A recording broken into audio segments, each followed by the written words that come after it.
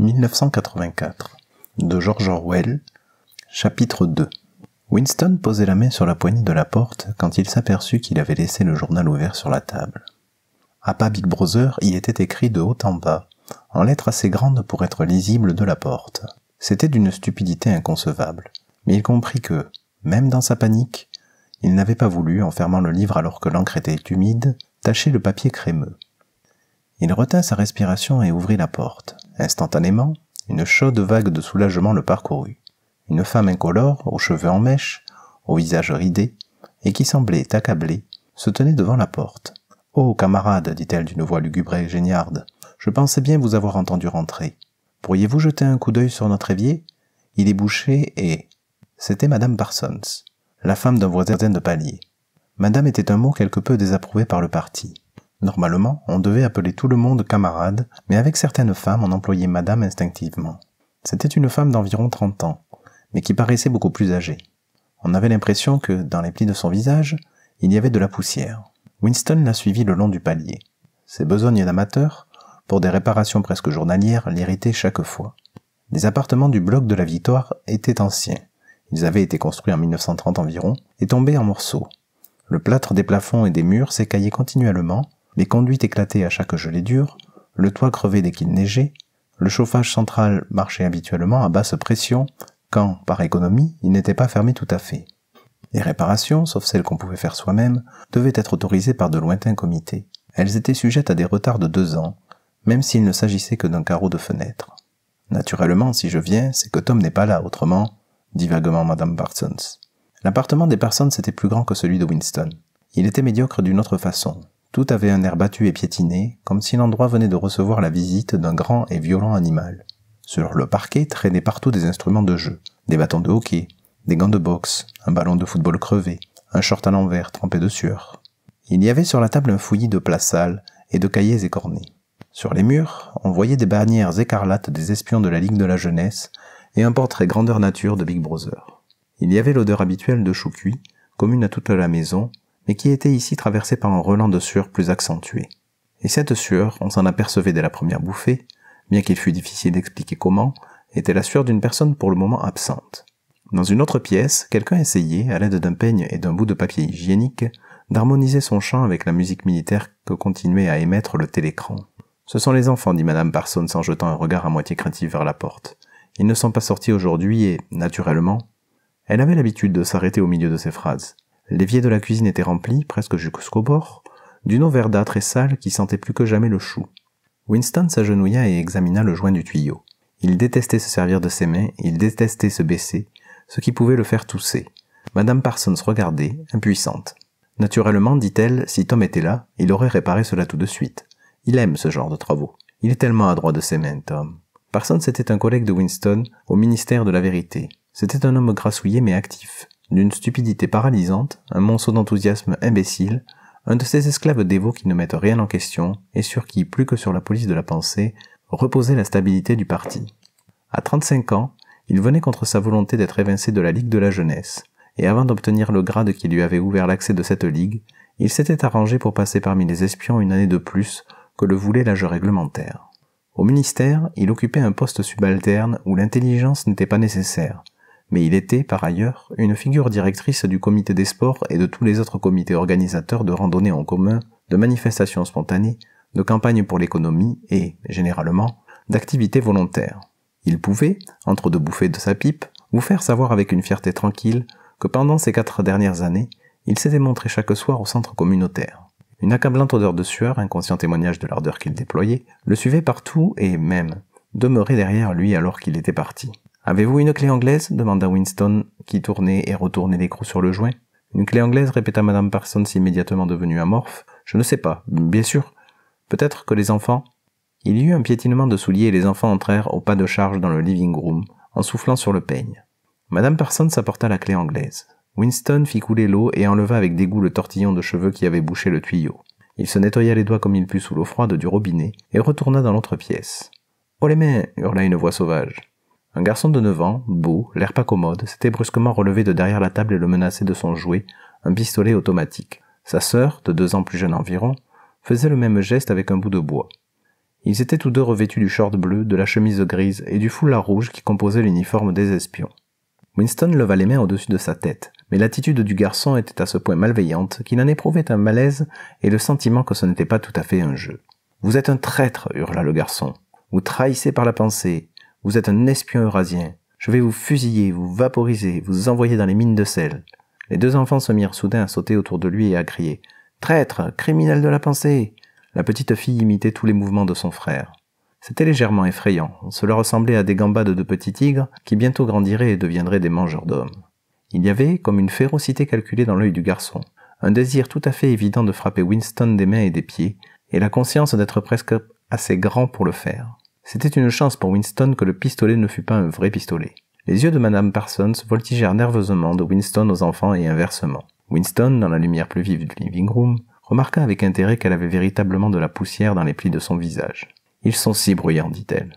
Ils sont désappointés parce qu'ils ne peuvent aller voir la pendaison. C'est pour cela. Je suis trop occupée pour les conduire et Tom ne sera pas rentré à temps de son travail. Pourquoi ne pouvons-nous pas aller voir la pendaison » rugit le garçon de sa voix pleine. « Veux voir la pendaison, chanta la petite fille qui gambadait encore autour d'eux. Winston se souvint que quelques prisonniers eurasiens, coupables de crimes de guerre, devaient être pendus dans le parc cet après-midi-là. Cela se répétait chaque mois environ et c'était un spectacle populaire. Les enfants criaient pour s'y faire conduire. Winston salua Madame Parsons et sortit. Mais il n'avait pas fait 6 pas sur le palier que quelque chose le frappait à la nuque. Le coup fut atrocement douloureux. C'était comme si on l'avait transpercé avec un fil de fer chauffé au rouge. Il se retourna juste à temps pour voir Madame Parsons tirer son fils pour le faire rentrer, tandis que le garçon mettait une fronde dans sa poche. « Goldstein !» hurla le garçon, tandis que la porte se refermait sur lui.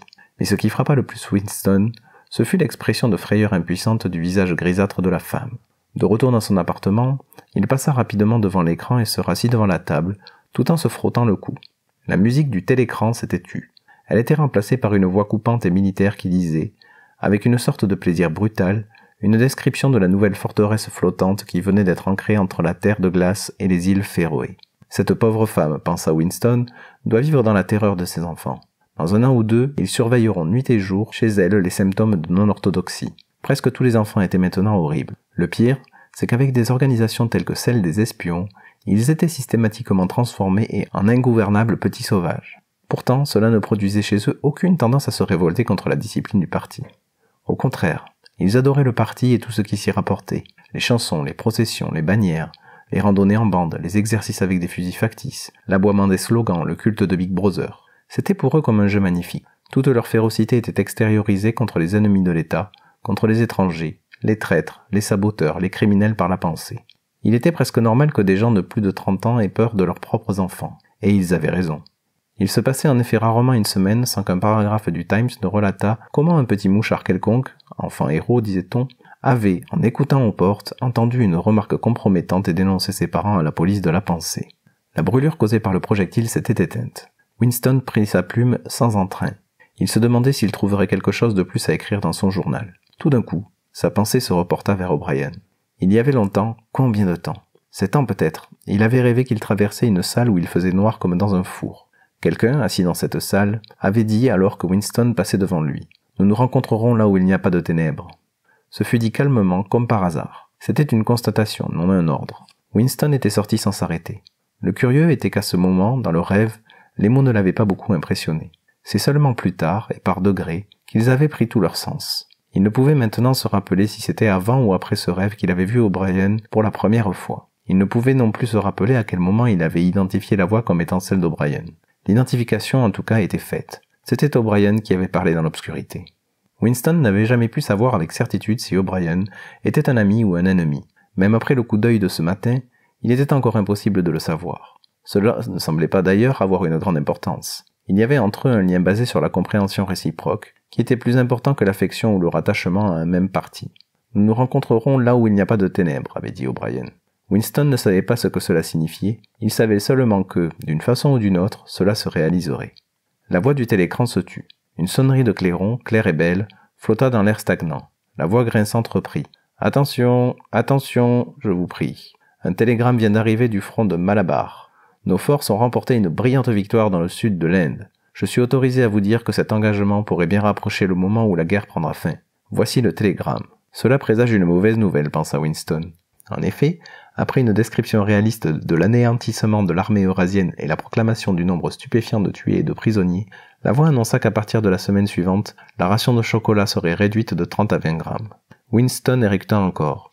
Le gin s'évaporait, laissant une sensation de dégonflement. Le télécran, peut-être pour célébrer la victoire, peut-être pour noyer le souvenir du chocolat perdu, se lança dans le champ. « Océania, c'est pour toi. On était censé être au garde à vous. » Mais là où il se tenait, Winston était invisible. « Océania, c'est pour toi. » fit place à une musique plus légère. Winston alla à la fenêtre, le dos au télécran. C'était une journée encore froide et claire. Quelque part, au loin, une bombe explosa avec un grondement sourd qui se répercuta. Il y avait chaque semaine environ 20 ou 30 de ces bombes qui tombaient sur Londres. Dans la rue, le vent faisait claquer de droite à gauche l'affiche déchirée, et le mot « Ang-Sok » apparaissait et disparaissait tour à tour. Ang-Sok, les principes sacrés de l'Ang-Sok. Novlangue, double pensée, mutabilité du passé. Winston avait l'impression d'errer dans les forêts des profondeurs sous-marines, perdu dans un monde monstrueux dont il était lui-même le monstre. Il était seul.